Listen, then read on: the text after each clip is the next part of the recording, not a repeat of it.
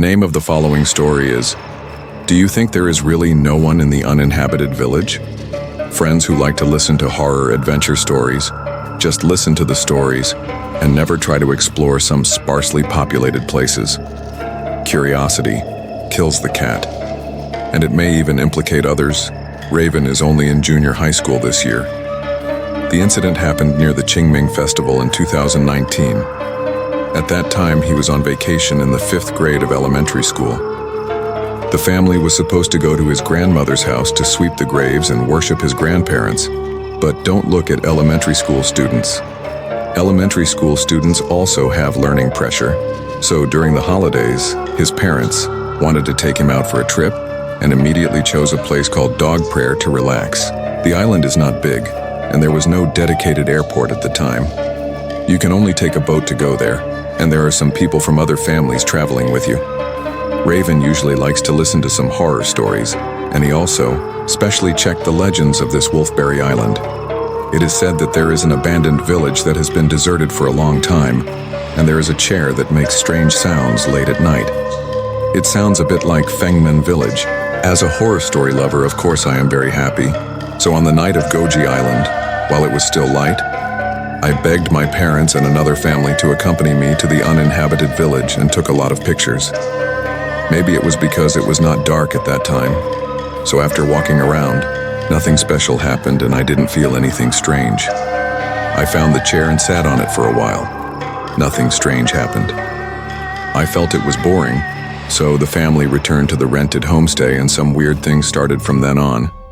The first one to show was his father. It seemed that because of the arrangement of the itinerary, his father wanted to go back earlier, and his mother wanted to go back later. As a result, they quarreled in front of a group of friends. You said one thing and I said another. The quarrel was particularly fierce. No one could persuade him.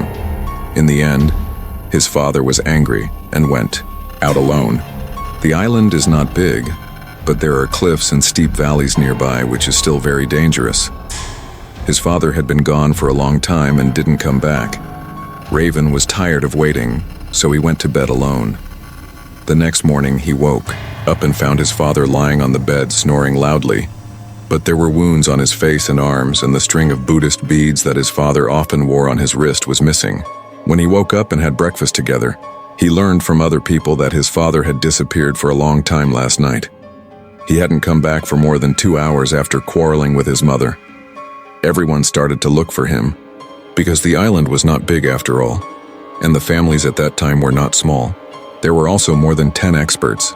They searched all over the mountains and went to all the places with lights, but couldn't find anyone. Yue was anxious to find Yue, and her mother cried anxiously. She couldn't get through on the phone, and she couldn't call the police. Because it was less than 24 hours, they searched until about 3 in the morning in the second half of the night. Everyone had no results and could only go back to rest. 2 more hours passed. At 5 in the morning, the owner of the B&B got up to make breakfast and saw a limping person walking over outside. It was Raven's father. It was unknown whether he was injured or had cramps, but he was limping and had wounds on his face, but his clothes were clean. After his father came back, he fell asleep in his room. When he woke up at noon, he said that he was upset last night and went to a slope by the sea to smoke. After smoking, he wanted to get up and walk back. As a result, the slope was not that steep, and his feet slipped, and he fell down the slope. At that time, he thought it was over. Maybe he would die and there was no way to survive. After falling, he was unconscious for a while. After waking up, he patted the dust off his body and started to walk back in a daze and returned to the B&B. After waking up, his father went to the place where he fell to look for it, but the string of Buddhist beads was gone. The string of Buddhist beads was left by his ancestor, the old man who was supposed to be worshipped during the Qingming Festival this year. His father was only slightly injured, which was a blessing in disguise, but everyone thought that the matter was over. As a result, that afternoon, a child from the same family fell on the ground. The child fell and got a big cut on his head. There was nothing on the ground, not even a small louse, but a big cut. He was rushed to a big hospital for treatment. At night, his father had another strange dream, which was hard to explain and a little bit scary. After discussing with his wife, He thought that maybe the ancestors were unhappy because he didn't go back to burn incense during the Qingming festival this year, so he decided not to go shopping and go home. He took a boat back that day. When he returned to Shanghai, it was still raining that day. He didn't go back to his own home, so he quickly went to his grandparents' house, tombs sweeping and worshipping. Strangely enough, it was still raining that day, but it started to clear up just after the worship. Things are not over yet. The next part is the exciting part. Because they didn't have enough fun during the summer vacation, the children saw that the vacation was about to end, so they asked their mother to take them out to play. So they agreed to go to IKEA in Shanghai on the last day of their vacation. Because it was far from home, they had to leave early in the morning. As a result, they usually didn't stay in bed. Raven stayed in bed that day. He got up reluctantly and went to Aunt Lee's house. She went straight to a small playground with many delicious foods.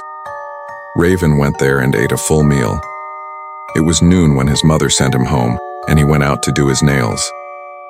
His father had already started working that day, so Raven stayed at home alone. He slept until 1 o'clock in the afternoon. His stomach was churning and he had a stomachache. He ran to the toilet and vomited. He thought he had eaten too much. Had a bad stomach, but there was no relief after vomiting. After 20 minutes, he felt nauseous and vomited again. In the next few hours, he vomited more than 10 times. How could he eat so much? What he vomited later was water. It was hard to describe, black with a little green, a brownish green color, and finally he lay on the ground unconscious. At 5 o'clock in the afternoon, his father came home first and saw the child lying on the floor with large patches of brownish green juice, so he quickly took the child to the hospital. Raven still remembers the pungent smell that echoed in his nose for a long time. After a checkup in the hospital, they said there was nothing wrong. It should be that he ate something bad, so they took the child home. At about 1 o'clock that night, Raven woke up and started to feel nauseous again, but there was nothing in his stomach and he couldn't vomit. At the same time, he heard footsteps outside their living room and thought it was his mother outside, but it sounded wrong. It was not the sound of his mother walking, and their slippers could not make such a sound. Instead, it was more like the sound of the canvas shoes with thousand-layer soles of the older generation walking on the ground. Moreover, the sound was slowly approaching Raven's room. When he arrived in front of the door, he saw a group of black shadows which passed through in a flash.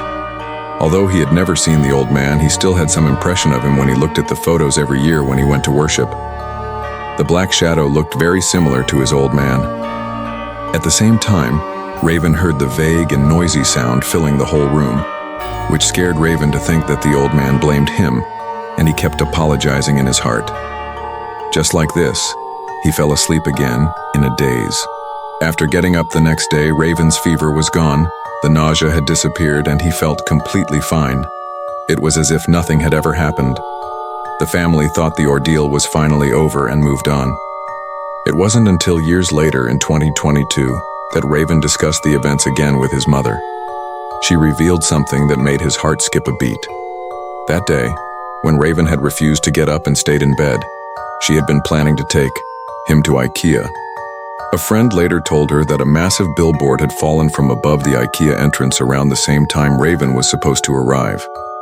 The spot where it fell was the exact area they would have been walking through. If Raven hadn't stayed in bed, he might have been seriously injured, or worse. If you like our program, please pay more attention to it, collect it, and leave comments. See you tomorrow.